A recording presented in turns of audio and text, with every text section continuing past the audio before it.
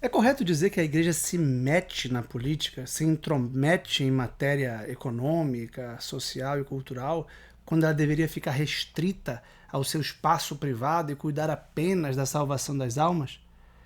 Essa é uma confusão que a gente escuta por aí, porque não entende o que é a doutrina social da igreja e não entende também o que é a própria igreja. E esse curto vídeo é para esclarecer esse ponto. A doutrina social da igreja tem como autor o magistério da igreja.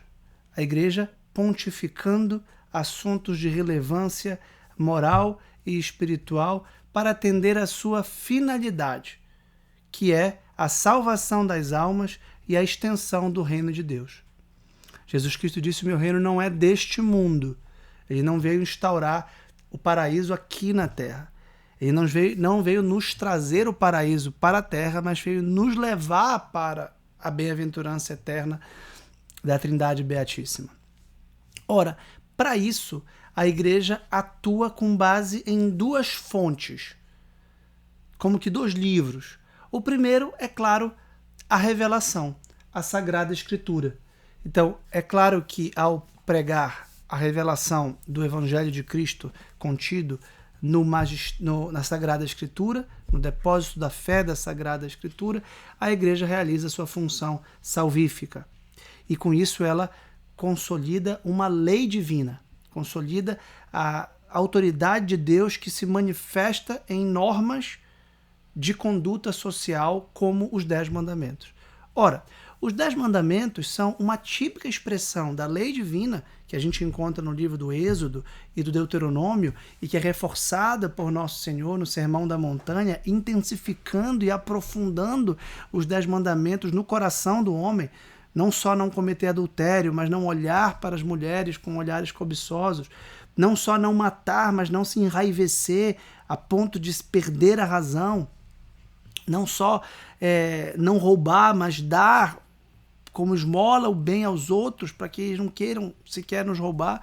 Enfim, a gente tem um aprofundamento dos 10 mandamentos no Novo Testamento, e é claro que os 10 mandamentos são matéria social, exatamente porque regulam as relações sociais, protegendo, por exemplo, a família, quando se manda honrar pai e mãe, quando se manda não cometer adultério, quando se manda não olhar para as mulheres com olhares cobiçosos, não cobiçando as mulheres dos outros, se protege a propriedade, sem roubar as coisas dos outros, sem desejar as coisas dos outros, se protege a dignidade da vida desde a concepção, quando se fala não matar um inocente.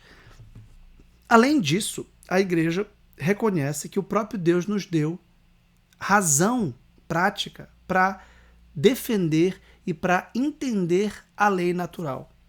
E, portanto, a lei natural, interpretada em consonância e convergência com a lei divina, também é fonte da doutrina social da igreja. E o que é a lei natural? A definição mais clássica de lei natural que existe é de Santo Tomás de Aquino, como participação da criatura racional na lei eterna de Deus. Então, vejam só, Deus tem uma capacidade de criar de modo regular, de modo coerente, de modo inteligível. Ou seja, ele cria leis. O que é a lei, senão o princípio de ação e de inteligibilidade das coisas? Tudo que tem lei é regulado e compreensível. Por exemplo, a gente só pode compreender o nosso corpo porque ele é regido por leis. A gente só pode entender o mundo natural porque ele é regido por leis. Sempre que nós entendemos alguma coisa, nós entendemos os princípios da sua regulação, do seu funcionamento, do que se repete. Um médico só pode me operar porque já operou outros corpos humanos como o meu, que obedece à mesma lei. Logo, um remédio que cura a doença em mim, provavelmente é o mesmo remédio que cura a doença em você. Eu digo provavelmente porque pode haver outras doenças ou outros elementos orgânicos que influenciam no diagnóstico e no prognóstico. O fato é que existe uma lei médica e existe, portanto, uma lei natural moral que regula o certo e o errado em matéria moral. Matar um inocente é contra a lei natural, porque todo mundo tem direito à vida e de não ser violentado. É injusto e profundamente injusto uma ação que tolha a minha vida. É diferente de uma relação proporcional em que eu devo receber o que você me prometeu, ou você deve pagar o que você me deve. Então a lei natural reconhece a harmonia e a proporção de causa e efeito, de crimes e delitos e penas. A lei natural, portanto, é quando a lei divina é derramada na nossa inteligência para entender o que é o certo e o errado, o bem e o mal, do ponto de vista moral. Do ponto de vista moral. A lei natural é que impede o relativismo moral, de dizer o que para mim é o certo, para ele é errado. Para os judeus, os nazistas é certo perseguir os judeus, porque para eles os judeus não têm direito a viver. Ora, isso é a lei positiva do nazismo, isso é a lei criada por Hitler, que é uma lei iníqua, profundamente injusta. Ao passo que a lei natural nos faz ver em todos os seres humanos irmãos. Daí o princípio caro da doutrina social da igreja, que é o da solidariedade, o da fraternidade, de ver em qualquer criatura humana um irmão. Então a lei natural tem como princípio fundamental exatamente o amor ao próximo como a si mesmo, e que é o princípio da reciprocidade, de não fazer com os outros o que eu não queria que fizesse comigo, antes de fazer com os outros o que eu queria que fizesse comigo. Portanto, eu não vou roubar, nenhum ladrão quer ser roubado, porque se ele fosse roubado, ele não roubaria. Então imagine um ladrão que sai para roubar. Ele só sai para roubar porque ele acha que vai ter a propriedade dele roubada garantida. Então o ladrão vai e rouba um carro. Ele acha que o carro vai ficar em posse dele para que ele possa vendê-lo ou usá-lo. Caso contrário, ele não o teria roubado.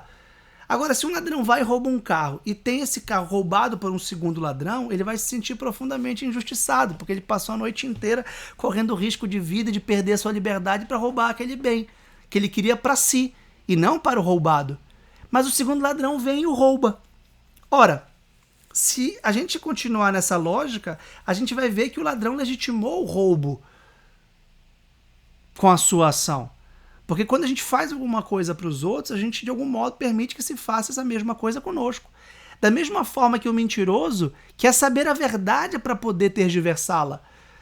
Porque se você mentir para um mentiroso, ele não é capaz de mentir, porque ele pode dizer a verdade achando que está mentindo, porque ele não teve a verdade anterior para deturpá-la. Então, por isso que o falso testemunho é um pecado, e por isso que o roubo é um pecado, e por isso que quem mata não quer morrer. Porque se fosse morrer, não teria como matar. Então, a lei natural é um conjunto de princípios da razão prática que revelam os bens humanos fundamentais e revelam a natureza humana e o que é certo e errado, tal como inscrito pelo próprio Deus no nosso coração, como diz São Paulo aos Romanos. E aqui vem um ponto importante. Como a nossa natureza foi conspurcada pelo pecado original, como nós estamos doentes do ponto de vista moral, não só do ponto de vista físico, e por isso nós adoecemos e morremos, mas do ponto de vista moral também, nós não conseguimos inteligir e perceber a lei natural na sua plenitude. Por isso nós precisamos da lei divina. Nós precisamos da fé na revelação, além da razão na lei natural, para reencontrar a nossa natureza. E nós precisamos também de instituições do direito civil e do direito político com a lei positiva para regular as nossas relações. A lei positiva vai ser derivada da lei natural. Por determinação, quando há uma direta ligação entre a lei natural e a lei positiva, tá? Ou, muitas vezes, a lei natural deixará a lei positiva um amplo espaço de liberdade e discricionariedade para que ela decida como melhor parecer à autoridade. E por isso a gente pode responder à pergunta inicial se a igreja se intromete ou não em matéria política. A resposta é não, quando a gente entende o objeto da doutrina social da igreja. E aqui a gente pode traçar uma distinção básica entre objeto formal e material. Ou seja, o objeto formal é aquilo que dá o contorno e a finalidade do magistério social da igreja, que é exatamente a matéria de fé e moral. Do ponto de vista formal, a igreja só se preocupa com questões de fé e moral. A igreja não se preocupa com matéria social, política e econômica do ponto de vista formal, ou seja, do ponto de vista da estrutura da sua natureza e do seu magistério e da sua finalidade. Agora, do ponto de vista material, ela ataca questões políticas, econômicas e jurídicas no que concerne a sua fundamentação moral e espiritual. Se tiver abstrato, agora vai ficar claro com um exemplo. Quando a igreja defende, por exemplo, condições dignas de trabalho, quando ela defende condições dignas da família, quando ela defende questões de acesso à cultura, ao lazer, aos direitos humanos em geral, ela não está, ou questões econômicas de distribuição de renda, ela não está entrando em matéria jurídica, política ou econômica. Quando ela defende o meio ambiente, ela não está entrando em matéria geográfica, ou geológica, ou geopolítica. No fundo, ela está percebendo que, do ponto de vista formal, a dignidade da pessoa humana, a solidariedade, a subsidiariedade e os demais princípios que informam a doutrina social da igreja estão diretamente ligados a questões ambientais, sociais, políticas e jurídicas. Isso vai ficar claro, eu imagino, com a leitura de um parágrafo que é o 2419 aqui do Catecismo da Igreja Católica, quando nós lemos: a Igreja emite juízo moral em matéria econômica e social quando o exigem os direitos fundamentais da pessoa ou a salvação da alma. Vejam só que o juízo é moral, do ponto de vista formal, em matéria econômica e social. Vejam, para qual finalidade? Os direitos fundamentais da pessoa e a salvação das almas, ou a salvação das almas. A igreja, portanto, se preocupa, diz o catecismo, com os aspectos temporais do bem comum em razão de sua ordenação ao sumo bem, nosso fim último, que é Deus. É uma definição dessa do Catecismo da Igreja Católica, no parágrafo 2419, profundamente tomista, baseada em Tomás de Aquino e com uma clareza meridional para que nós entendamos o que é a igreja, qual é o papel dela e por que ela emite juízos morais em matéria social e econômica para a sua finalidade de salvação das almas ou garantia dos direitos fundamentais. Isto é, o bem comum temporal está sempre subordinado e ordenado ao bem comum último, ao sumo bem, a Deus, ao bem comum na bem-aventurança eterna em que Cristo será tudo em todos. Eu gostaria de reforçar o convite à nossa especialização em doutrina social da igreja, que começará no dia 20 de agosto, com encontros semanais, às quartas, das 19 às 22, ao vivo, com um time seleto de professores como eu, professor Ayrton Borges, professor Mário Ribeiro, Chiara Costa, Laís Salles, padre Paulo Ricardo de Azevedo, padre Leandro Adorno, Rafael Tonon, Rafael Brodbeck, Larissa Menegatti, Sandro Alex, professores, na sua maioria doutores, estudiosos de questões sociais e jurídicas e políticas, para elucidar e aprofundar todas essas questões. Clique aqui no botão abaixo e conheça e divulgue a nossa especialização em doutrina social da igreja. Muito obrigado e até a próxima.